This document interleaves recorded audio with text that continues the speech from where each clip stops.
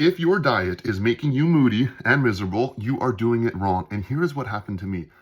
Intermittent fasting a few years ago was the biggest trend of like, if you start intermittent fasting, you will lose fat. So gullible me was like, you know what? Well, I've been struggling because I kept blaming genetics, high cortisol, this, anything on social media that I would find, I would use an excuse as to why I was not losing fat or weight was just because I was overeating. So when I stumbled upon intermittent fasting, I thought, cool, so I'm going to eat from 12 to 8. And when I'm fasting the rest of the day, I'm going to get put in like a fat burning state, which what ends up realistically happening is you wake up and you're like, okay, I'm not going to eat till 12 p.m.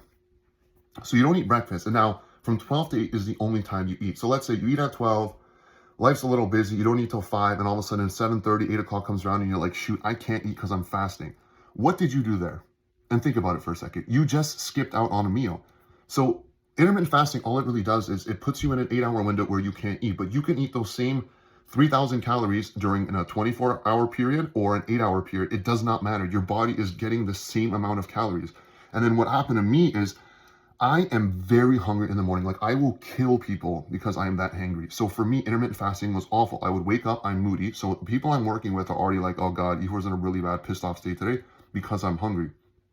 So what I would also do, I would pound back Monster and any energy drink I can get my hand on. And the worst one, which I think messed up my gut, was coffee. I used to wake up at 6 a.m. and I would work on content on my businesses on the side from 6 to noon before I had my work, which I worked from 12 to 8 at the time.